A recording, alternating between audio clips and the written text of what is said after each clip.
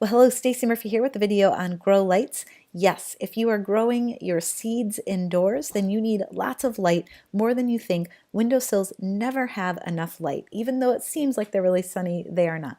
So this video is very specific to indoor seed starting. That's when you need all this light. And I'm going to share in this video what lights to purchase, why, and what to do with those lights and what to expect. So how much light do you need? Why am I recommending that you get grow lamps if you're going to start seeds indoors? You're going to be shocked maybe to hear this, but these little babies need 16 hours per day in order to grow healthy.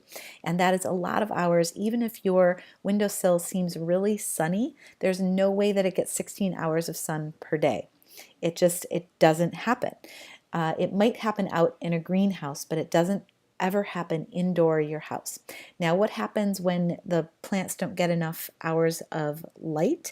Essentially, they become leggy and unhealthy.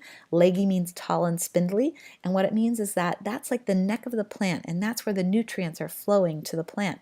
When it gets really tall, that's compromising the health because that plant has to work really hard to move those nutrients around. So you want healthy seedlings, you want lots of light for that to happen. All right, so what kind of lights do you buy? I went out to Home Depot, the average big box store around here, and I saw two different types of grow lamps. I saw LED and I saw fluorescent. The Lithonia lighting is the fluorescent on the left, and then the LED on the right is the LED. And you'll notice that the LED comes in a red spectrum and a blue spectrum. And the blue spectrum is what I want because that's what's going to help me grow vegetative growth. What the seedling wants to grow is the vegetative growth. The red growth or the red spectrum is for fruiting. That's for later if I was going to grow some tomatoes or something, but I'm going to transplant my babies outside, so I don't care about the red spectrum. I just want the blue for the LED. And you'll notice that for a 2-foot light, this is a little bit expensive, but $50 at my local store for 2 feet. They're about the same price for the LED and for the fluorescent. So I bought one of each to compare them.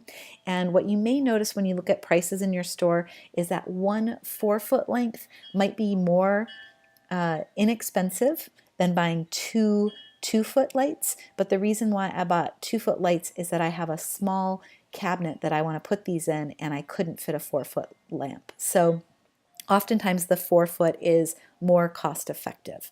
All right, so 2-foot light, it fits within my shelf, which is awesome.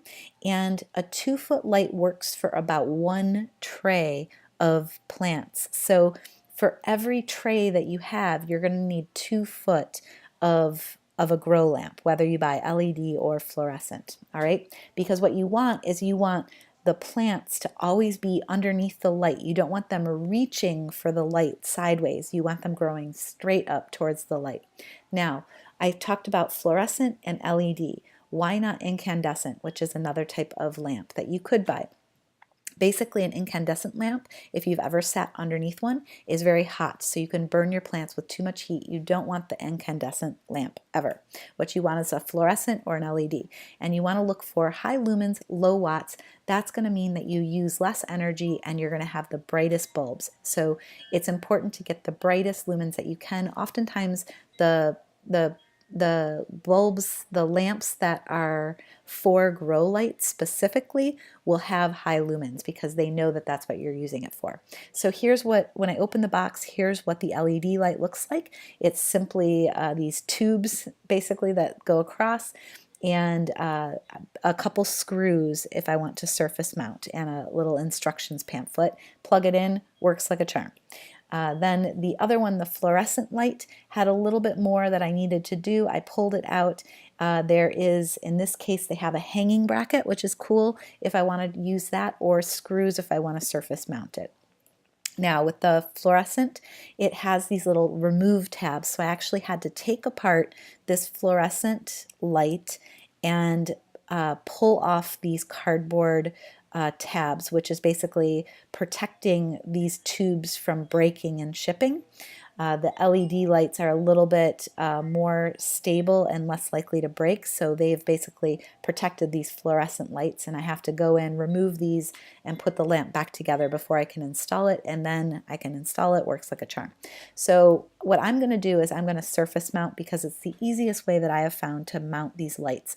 And all you need to do is take the 2 screws that they give you, and those screws go in those little holes, and then basically if you slide the lamp sideways, that little groove holds the lamp on top of those screws. So all you need to do is have a screwdriver, and you can surface mount very easily. So basically what I do is I mark my shelf where I'm going to put those screws. And a little closer view, I'm basically aligning the center point of where those screw holes go, making a little mark on my shelf. And then I actually pulled the shelf off of the cabinet to make it easier on myself, and I measured back half the distance of the lamp, put in the screws in the same distance away from the edge, and I screwed them in with the shelf out. It was just much easier that way. And then I basically took the light, I applied it to the screws, and I slid it sideways, which means that the light held on to that those screws, and now I can pop that shelf back in place, and I'm surface mounted. Okay, so why do I surface mount versus hang my lights? Because if you hang your lights, you can move the lamp up and down. But if I surface mount, I can never move the lamp up and down in space, and I might want to do that. So why do I surface mount? Well, I find it to be easier to just screw in those 2 screws versus dealing with brackets and all the other things. And so what I do is, when you're growing, you want to get the plant up as close to the light as possible. So what I do is I raise up my tray with books, and I get it all the way up to the lamp. And I want those leaves to be as close to the lamp as possible. The farthest apart I want them to be from that light is 6 inches, which is not much. So basically what I can do then is I can remove or put back those books to raise or lower the tray. Now when I'm first getting started, if the seeds haven't yet sprouted, then they don't need a light. But the minute you start to see little green sprouts forming, you need to get those up as close to the light as possible. And remember, you're keeping those plants up to the light. And notice that if you don't have the plants right under light, they're going to grow sideways to reach toward the light. Now you'll notice that these peas shoots are a little bit more leggy on the outside edge, and they're growing towards the light because the tray is deeper than the light is wide. But that's okay for shoots, because pea shoots and sunflower shoots, which are these, I'm basically going to cut them on day 10 or so. They don't need a whole bunch of light to stay healthy. So that's why I'm not so worried about raising and lowering this with the light. But if I'm growing for seedlings that I'm going to put outdoors, I want to keep those plants as close to that light as possible. And then as the plants reach the light, I basically lower the tray by removing my books. And remember, you don't want to let the plants touch the lamps, because basically the lamps can burn the plants. So keep lowering those trays. The other thing that works is raising the light instead of lowering and raising the trays. You can raise and lower the light. So this is another way that you can hang the lamp in order to raise and lower it. Now, this particular setup, I would say that this particular setup, there's not enough light width for the width of those plants. Those plants would be really reaching towards the center line because that lamp doesn't look wide enough for those trays. One important last note, I recommend putting this somewhere where you can see this when you wake up and when you go to bed, because 16 hours of light, if you take 24 hours of day and subtract out 16 hours, that's about 8 hours. That's about how much you sleep. So basically, when I wake up in the morning, I turn on my lights, and when I go to bed, I turn them off. I actually have them right next to my bed, and that's the easiest way to remember to do it. Now, you can also get a timer to do that for you if you are going on vacation or if you're not around. All right, that's it for grow lamps, and have fun with your experiment.